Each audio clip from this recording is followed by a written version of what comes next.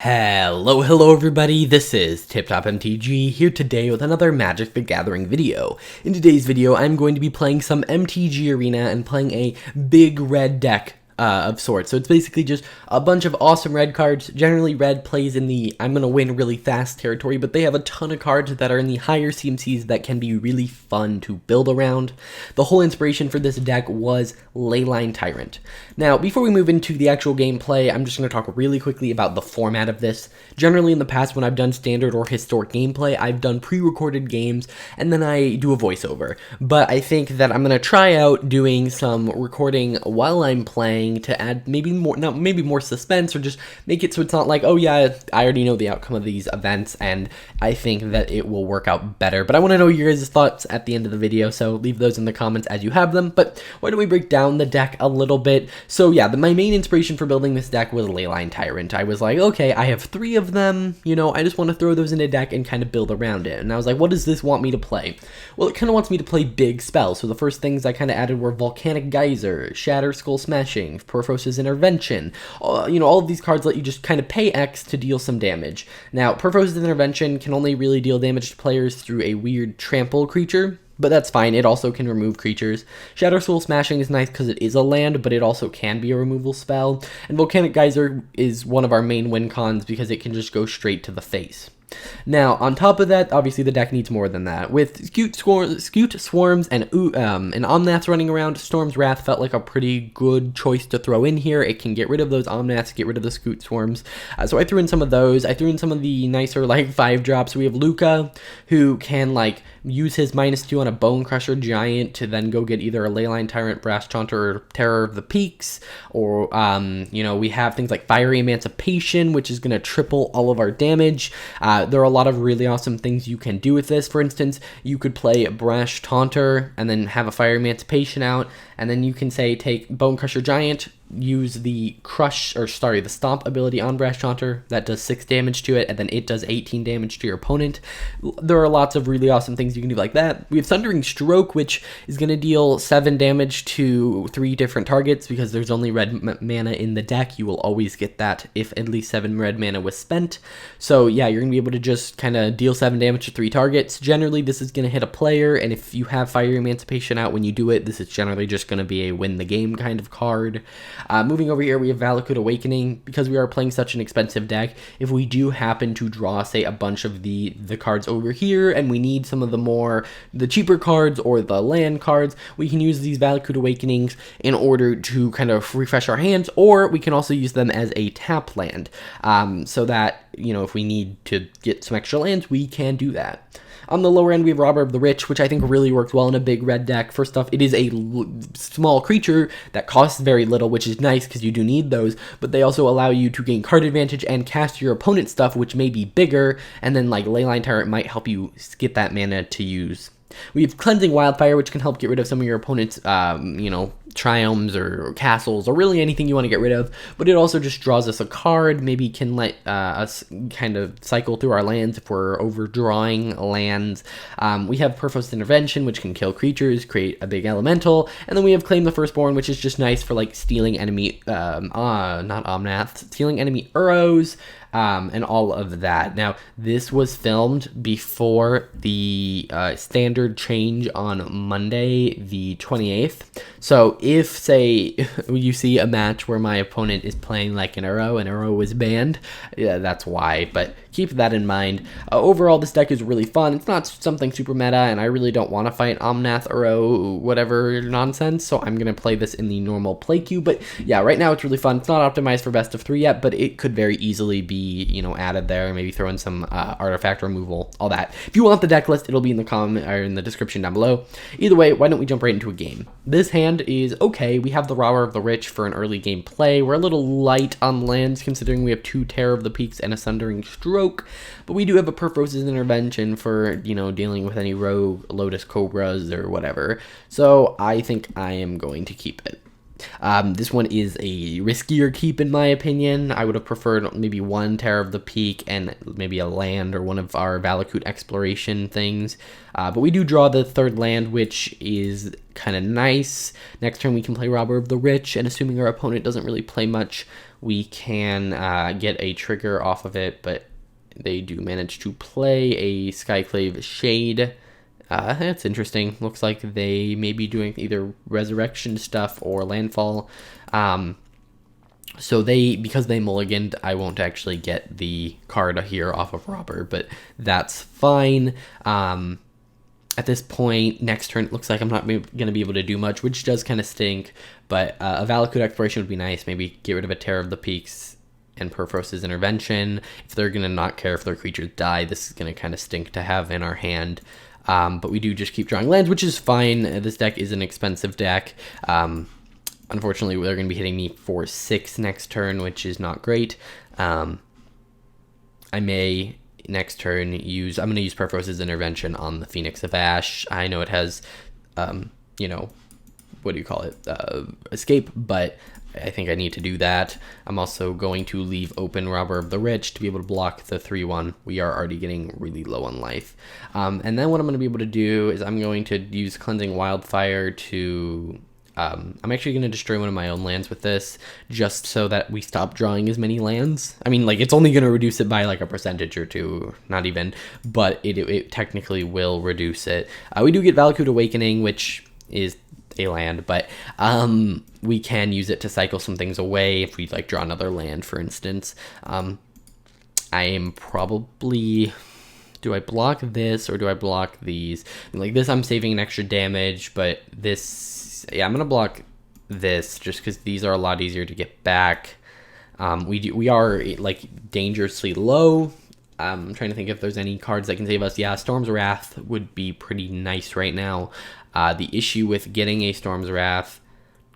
I think we're dead. The issue with getting a Storm's Wrath is that I believe that enables Phoenix of Ash to come out and then kill us. So, yep, we are dead, but, like, for instance, Valakut Awakening is really awesome here. We could just, like, cycle away our hand and hope to draw something. No, I don't really care. Yeah, so, like, maybe they'll make a mistake and, like, only swing with one, but I highly doubt that. But, yeah. This hand would have actually been pretty good. Yeah, we definitely would have lost to Rankle. So yeah, that was a lose to a deck that was just a little bit too fast. It looks like it's I don't care if my creatures die, I'm just gonna keep swinging.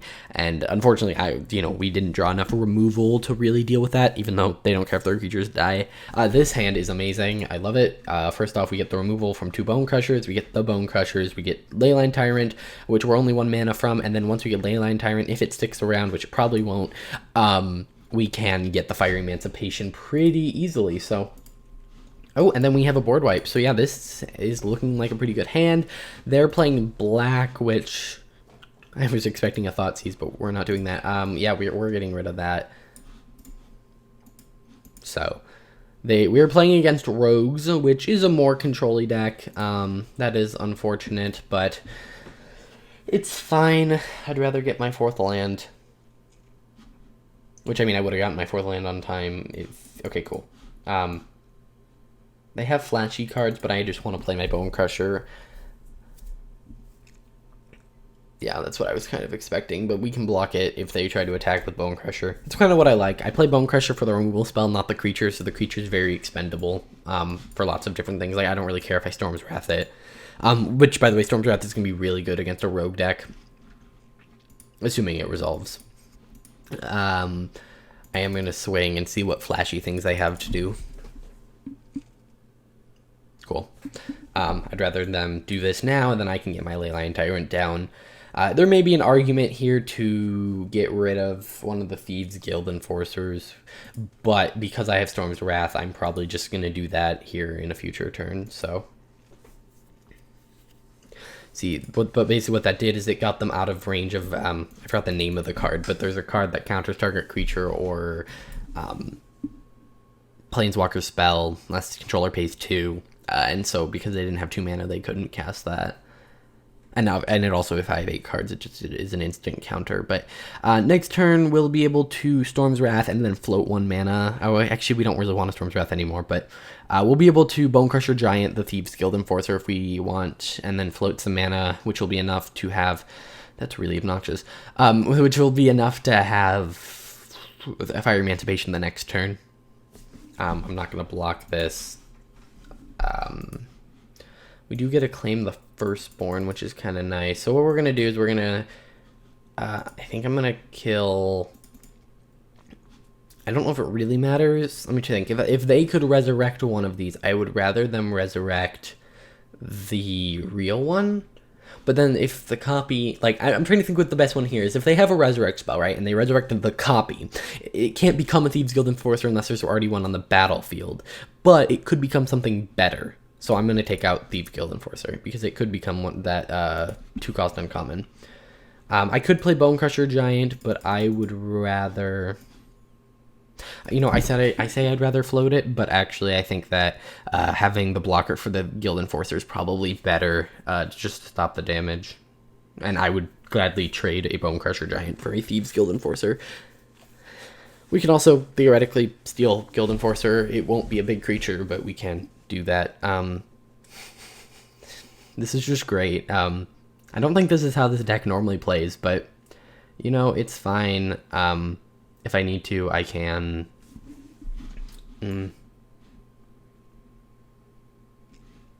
So, here's my dilemma. I can just float mana, and then have 10, and then... Yeah, I think I'm just going to float mana, but do I play this land? Or do I save it and, you know, do something with the card part? I think I'm just going to play it as a land, which may be a misplay, but... So, yeah, they are dead next turn. They don't know it, but 3 times 4 is, you know, 12. So, assuming they don't have any flashers or haste or flyers, let's hope they swing. If they swing, we're fine, but yikes. We are getting pretty low. I am going to block one of their Thieves Guild Enforcers. At this point, they're both copies. They're going to make me sack something I shouldn't have blocked. Whoops, I forgot. Actually, I don't know. Are they going to want to sack something? They do want to sack something. So I just lost lethal, but whatever. I can now hit them for 5. Do I hit them for 5 or do I hit Rankle? Because they have no cards in hand. If I get rid of Rankle, they lose everything. So I'm just going to get rid of Rankle. So they essentially just board wiped. I am going to play Fire Emancipation, so then Storm's Wrath basically just kills everything on the board. It does 12 damage to everything. So they are now playing counter. Yes, please. You know, whatever. I can't just, if they're going to counter something, they're going to counter something. Okay. So first off, they need to bounce this because their kill spells don't work. If they swing with Zarathan, I block with Brash Taunter, they take 12. But what they don't know is that I can hit them for a ton with Storm's Wrath. So they lose. Boom, I hit them for 12, and then that's going to hit them for 36. So boom. Fire Emancipation plus Brash Taunter is amazing because you obviously deal damage to Brash Taunter, that gets multiplied by 3. Another option we could have done, we could have Perforce's Intervention for more damage. We could have 1, 2, 3 plus 4, 7. So we could have hit it for 12. It would have been multiplied up to 36. Then we would have gotten 36 times 3 hit to their face. The reason I didn't do that is because if they did counterspell Storm's Wrath, I still could have Perforce's Intervention for X equals 2. Which would have dealt 4 damage, which would have actually dealt 12, and then 12 did 36. So, yeah, even if they counterspelled this, I could have done this. So, as long as they didn't bounce either one of these pieces, we would have won there. But yeah, if that was my only option, I would have definitely tried to hit them for like 96 damage. This hand is okay. I mean, the guaranteed Leyline Tyrant, but because the deck is so filled with lands, we're probably going to get flooded. So I'm going to stick with this. Get rid of the Volcanic Geyser. We can deal with like Triomes or whatever with Cleansing Wildfire. We now have 2 Terror of the Peaks, which, I mean, if we can get them both out is really awesome, but early on it's not that great. They are playing a landfall deck, and this one puts a counter, so I do want to draw the card off of this, but I am just going to destroy my own land, which is unfortunate, because I do kind of want to get up to 5 lands really quickly. We do have a Bone Crusher Giant, which if they don't somehow ramp here, we can use to deal with the Fletchling. Because like if they have a Cultivate, it'll be too big to deal with at this moment. So it doesn't look like they have a Cultivate, which is nice. I am definitely going to just do this now. So it looks like they are playing actually a 1/1 counter deck instead of a landfall deck. My original thought when I saw it was, oh, they're playing landfall, but they're definitely playing +1/+1 counters. I would say the better choice for him here is putting it on the insect, but we'll see what he does. Yeah, that's definitely interesting. I'd rather play it in historic, but like Swarm Shambler is an interesting little addition that I wouldn't have thought about. We have Bone Crusher.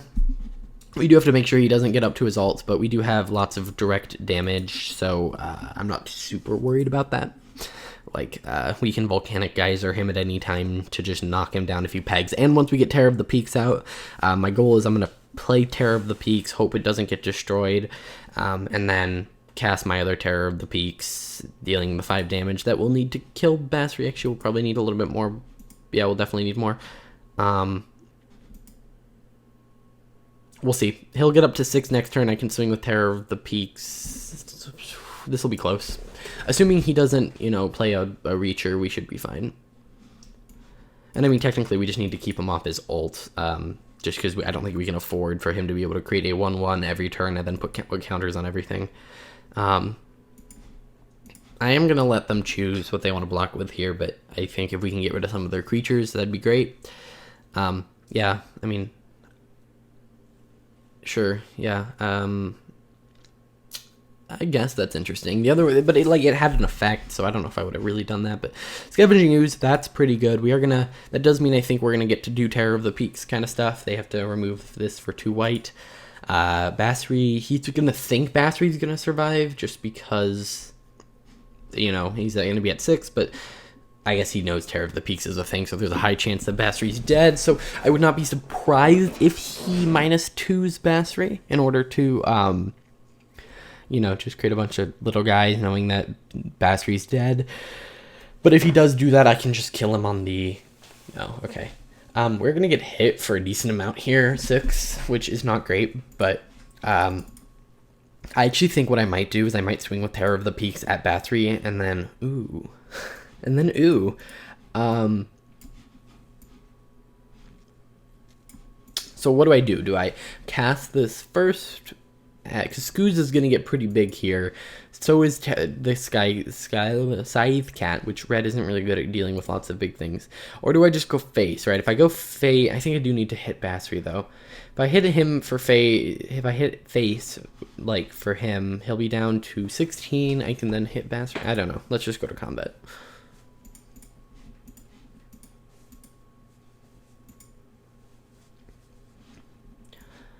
Alright, let's play another Terror of the Peaks, which I'm not super worried about one more activation, so I'm actually just going to get rid of this Scythe Cat before let's hope he doesn't have Roiling Regrowth, okay.